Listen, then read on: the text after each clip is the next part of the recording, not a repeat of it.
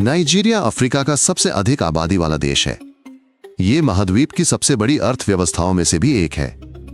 यहाँ बड़े शहर, तेल और सक्रिय निजी क्षेत्र मौजूद हैं, पर कमजोर संस्थाएं, भ्रष्टाचार, अपराध और सशस्त्र समूह भी हैं। उत्तरी क्षेत्र अक्सर आतंकी हमलों से जूझता है। दक्षिण में तेल पाइपलाइन और जमीन को लेकर संघर्ष होते हैं। बजट कच्चे माल पर बहुत निर्भर है। कीमतें गिरने पर स्कूल, अस्पताल और सड़कें प्रभावित होती हैं। लोग बिजली कटौती, खराब लॉजिस्टिक्स से जूझते हैं। सुरक्षा भी महंगी पड़ती है। क्षेत्रीय अंतरों से काम, शिक्षा और स्वास्थ्य सुविधाएं प्रभावित होती हैं। पर्यटन क्षेत्र कमजोर है। कृषि और प्रसंस्करण को निवेश कम मिलता है। इससे घरों की भेद्यता बनी रहती है। ये विविध अर्थव्यवस्था वाले देशों की तुलना में अधिक है।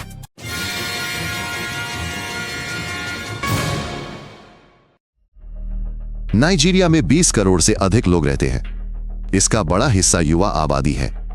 आबादी बुनियादी ढांचे से तेजी से बढ़ रही है। शहर फैल रहे हैं, पर आवास, सड़कें और सीवर पीछे छूट रहे हैं। लागोस और अन्य बड़े शहर प्रवासियों को आकर्षित करते हैं, पर भीड़भाड़ वाले इलाके पानी पर या किनारों पर झुग्गियां बन जाते हैं। जाम, एम्बुलेंस और पुलिस के काम में बाधा डालते हैं। इससे उद्यम, समय और पैसा खोते हैं। ग्रामीण इलाकों में शिक्षक और डॉक्टर कम हैं, इसलिए परिवार अक्सर चले जाते हैं और खेत खाली हो जाते हैं। इससे खाद्य कीमतें बढ़ती हैं। ये परिवारों के बजट पर दबाव बढ़ाता है। भरी हुई कक्षाएं और क्लिनिकों में लंबी कतारें युवाओं के लिए असमान शुरुआत बनाती हैं। शहरी परिवारों को शिक्षा और काम के अधिक अवसर मिलते हैं ग्रामीण परिवारों की तुलना में। नाइजीरिया की सीमाएं औपनिवेशिक ताकतों ने तय की थीं। इसमें कई जातीय समूहों और धर्मों की उपेक्षा की गई। ब्रिटिश प्रशासन ने उत्तर और दक्षिण में अलग शासन प्रणाली बनाई। ये खाई आज भी महसूस होती है। आजादी के बाद देश में कई सैन्य तख्तापलट हुए। जनरलों ने भ्रष्टाचार व अलगाव का खतरा बताया, पर सैन्य शासनों ने कच्चे माल पर निर्भरता बढ़ाई, विपक्ष को भी दबाया। लोकतांत्रिक संस्थाएं बहाल हुईं, पर सुरक्षा बलों व पुरानी अभिजात वर्ग का प्रभाव अब भी है। ये स्वतंत्र जांच, पारदर्शी निविदाओं और लंबी अवधि के बुनियादी ढांचा परियोजनाओं में बाधा डालता है। इन हालातों में क्षेत्रीय गवर्नर व स्थानीय समूह अक्सर स्वायत्त काम करते हैं। जब निवेशकों हेतु नियम या राजस्व वितरण पर सहमति की बात हो तो एकल आर्थिक नीति काम नहीं कर पाती। 60 के दशक के अंत में नाइजीरिया के दक्षिण पूर्व ने देश से अलग होने का प्रयास किया। एक गृह युद्ध छिड़ गया। इसके कारण थे तेल राजस्व पर नियंत्रण के लिए संघर्ष, जातीय तनाव और केंद्र के प्रति अविश्वास। युद्ध अलगाववादियों की हार के साथ समाप्त हुआ, पर उसकी यादें अब भी ताजा हैं। इस क्षेत्र में स्वायत्तता, राजस्व, हिस्सेदारी और सुरक्षा के मुद्दे नियमित रूप से उठते हैं। राजनीतिक विरोध, सड़क जाम और सुरक्षा बलों से झड़पें समय समय पर फिर से होती हैं। स्थायी संवाद, पारदर्शी बजट आवंटन और स्थानीय समुदायों के प्रति सम्मान के बिना तनाव कम नहीं होता। स्थानीय व्यवसाय उचित अनुबंध और पर्यावरणीय बहाली में वास्तविक भागीदारी चाहते हैं, अन्यथा केंद्र का समर्थन औपचारिक ही रहता है। नाइजीरिया में मुस्लिम और ईसाई लगभग बराबर हैं। अधिकांश लोग शांति से रहते हैं, पर कट्टरपंथी प्रचारक युवाओं को बहकाते हैं। वे गरीबी और बेरोजगारी का फायदा उठाते हैं। नेता चुनाव गठबंधन में धर्म देखते हैं। इससे समुदायों में अविश्वास बढ़ता है। अदालतें धीमी चलती हैं। पुलिस भी समय पर नहीं पहुंच पाती। घरेलू झगड़े आसानी से टकराव में बदल जाते हैं। स्कूलों और अस्पतालों में संयुक्त कार्यक्रम होते हैं। स्थानीय नेता साझा परियोजनाएं करते हैं। पारदर्शी बजट भी जोखिम घटाते हैं, पर इनमें बड़े पैमाने और स्थायी धन की कमी है। सुलह के लिए लगातार काम जरूरी है। सेवाओं तक समान पहुंच भी आवश्यक है। इसके बिना किसी भी घटना के बाद तनाव बढ़ जाता है। नाइजीरिया के उत्तर पूर्व में एक इस्लामी समूह सक्रिय है। ये स्कूलों, बाजारों, गांवों और सैन्य चौकियों पर हमला करता है। स्कूल की छात्राओं का बड़े पैमाने पर अपहरण हुआ। सड़कों पर बम धमाके और आगजनी भी हुई। सेना अभियान चलाती है और पड़ोसी देशों से सहयोग करती है। वो अपने गैरिसन मजबूत करती है, लेकिन बड़े क्षेत्र, कमजोर संचार और गरीबी से खतरा बना रहता है। लोग अपने घर छोड़ रहे हैं। विस्थापितों के शिविर बन रहे हैं। कृषि कार्य भी रुका हुआ है। बच्चों के पढ़ाई के साल बर्बाद हो रहे हैं। व्यवसाय अपनी दुकानें बंद कर रहे हैं। जब मानवीय सहायता में देरी होती है तो सूखा या बीमारी का प्रकोप बढ़ जाता है। ये जल्द ही एक लंबा संकट बन जाता है। सुरक्षित सड़कें और स्कूलों का पुनर्निर्माण मदद कर रहे हैं, लेकिन सामान्य जीवन में लौटने के लिए सुरक्षा अभी भी अपर्याप्त है। नाइजीरिया का उत्तर सूखा और गरीब है। दक्षिण अधिक नम और संसाधन संपन्न है। जलवायु क्षेत्रों की सीमाओं पर चरवाहे और किसान लड़ते हैं। वे चारागाह, पानी और खेतों पर झगड़ते हैं।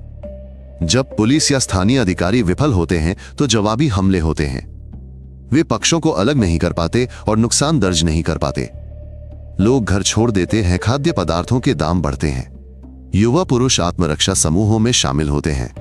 राजनेता अपने लोगों की रक्षा का मुद्दा उठाते हैं। इससे तनाव बढ़ता है। भूमि उपयोग के स्पष्ट नियम, त्वरित जांच और मुआवजे के बिना ये संघर्ष हर साल दोहराए जाते हैं। जहां चरागाहों का रिकॉर्ड रखा जाता है, टकराव कम होते हैं। चराई गलियारे भी मदद करते हैं, पर ऐसे कार्यक्रम सभी क्षेत्रों में नहीं है। नाइजीरिया को तेल निर्यात से बड़ा बजटीय राजस्व और विदेशी मुद्रा मिलती है। कीमतें गिरने पर सरकार खर्च घटाती है। स्कूल, अस्पताल और सड़कें प्रभावित होते हैं। पैसा अधिकारियों और ठेकेदारों के पास केंद्रित रहता है। ग्रामीण इलाकों तक ये मुश्किल से पहुंचता है। गैर तेल उत्पादन धीमा है। कारखाने बिजली की कमी से बंद रहते हैं। किसानों को सस्ते ऋण नहीं मिलते। उनके पास भंडार गृह या कोल्ड लॉजिस्टिक्स भी नहीं है। जब मुद्रा कमजोर होती है, आयात महंगा हो जाता है। परिवार इलाज टालते हैं, खाने पर भी बचत करते हैं। कच्चे माल पर निर्भरता बड़े प्रोजेक्ट्स में बाधा डालती है। इससे अर्थव्यवस्था बाहरी झटकों के प्रति कमजोर होती है। जब तक निर्यात हावी है, छोटे व्यवसायों से कम कर वसूली होती है। इससे शहरों और गांवों का बजट खाली रहता है। नाइजीरिया के दलदल और मैंग्रोव में दशकों से तेल रिसाव हो रहा है। अवैध पाइप कटौतियां और आगजनी भी होती हैं। पानी और मिट्टी दूषित हो चुके हैं। मछली की संख्या घट गई है।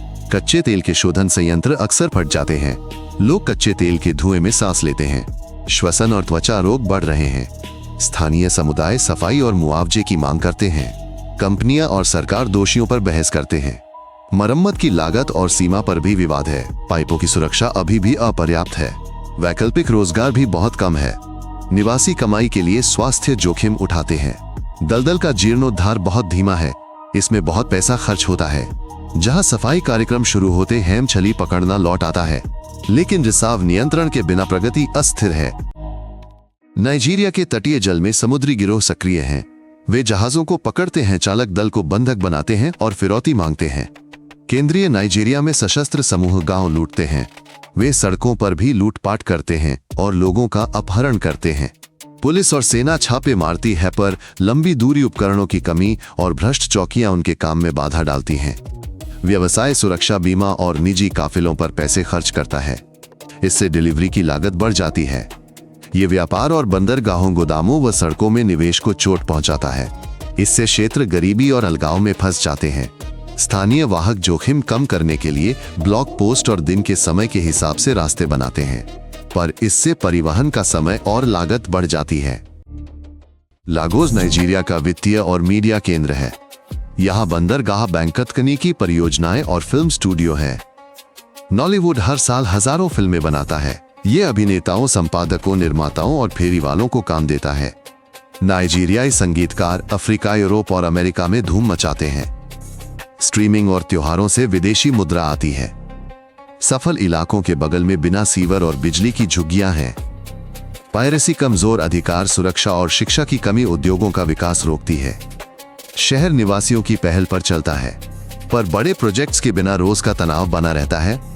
जब सड़कें चौड़ी होती, हैंड फ्लाईओवर और तटबंध बनते हैं, शहर आजादी से सांस लेता है। लेकिन परिवहन की मांग फिर भी तेजी से बढ़ती है। नाइजीरिया साइबर अपराधों के लिए जाना जाता है।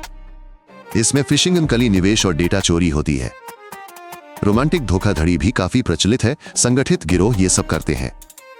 वे सोशल मीडिया और मैसेजिंग ऐप यूज करते हैं। क्रिप्टो करेंसी का भी इस्तेमाल किया जाता है।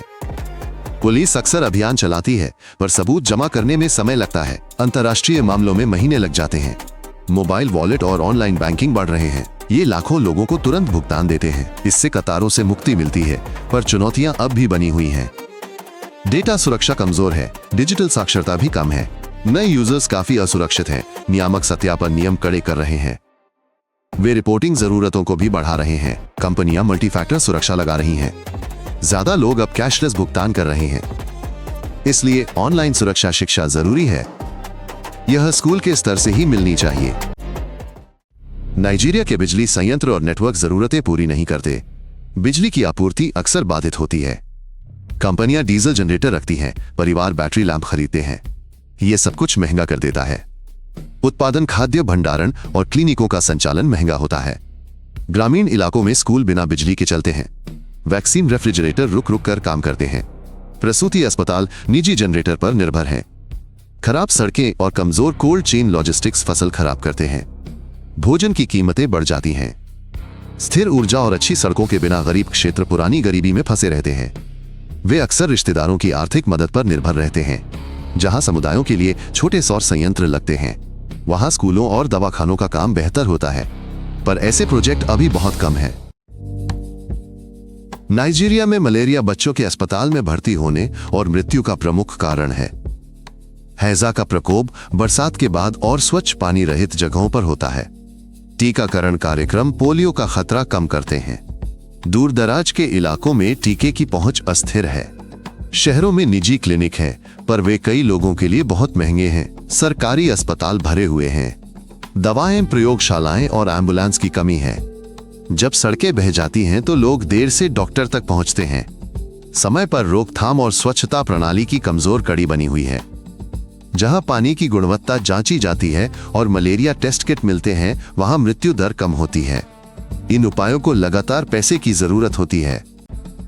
लाखों नाइजीरियाई विदेशों में रहते और काम करते हैं, जैसे यूरोप, उत्तरी अमेरिका और पड़ोसी देशों में। वे अपने घर परिवार को पैसे भेजते हैं। ये धन प्रेषण अर्थव्यवस्था का अहम हिस्सा है। इन पैसों से परिवार पढ़ाई, दवा, घर और छोटे व्यवसाय चलाते हैं। प्रवासी निवेशक ढूंढने में मदद करते हैं। वे अनुभव और तकनीक भी साझा करते हैं। फिल्मों और संगीत को भी बढ़ावा देते हैं, पर ज्यादा लागत और बैंकिंग प्रतिबंध असर कम कर देते हैं।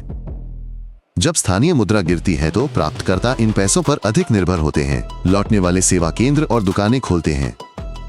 वे कर्मचारियों को आधुनिक कौशल सिखाते हैं, पर नौकरशाही और अस्थिर नियम उन्हें रोकते हैं। नाइजीरिया युवा है, संसाधनों से भरपूर है और इसका एक विशाल घरेलू बाजार है। विकास की कुंजी अब बुनियादी चीजें हैं। स्कूल, प्राथमिक स्वास्थ्य, स्वच्छ पानी, सड़कें और स्थिर बिजली। जहां अदालतें तेज हैं और अनुबंध पारदर्शी हैं, वहां दीर्घकालिक परियोजनाएं और निजी निवेश आ रहे हैं। कई विशेषज्ञ बाहर चले जाते हैं, लेकिन कुछ पैसे और संपर्कों से घर पर व्यवसाय और परिवारों का समर्थन करते हैं। अर्थव्यवस्था की मजबूती घोषणाओं पर नहीं, वास्तविक नेटवर्क, बंदरगाह और लॉजिस्टिक्स निर्माण पर निर्भर करेगी। ये पुलिस और अदालतों के शांतिपूर्ण कामकाज पर भी निर्भर करेगा। जब बुनियादी सेवाएं स्थिर होंगी तो युवा उत्पादन और ग्रामीण सहकारी समितियां शुरू कर पाएंगे। तेल पर निर्भरता कम होने लगेगी। यदि आपको ये दिलचस्प लगा तो नए एपिसोड न चूकने के लिए सदस्यता लें। हम सब कुछ संक्षिप्त और मुद्दे पर रखते हैं।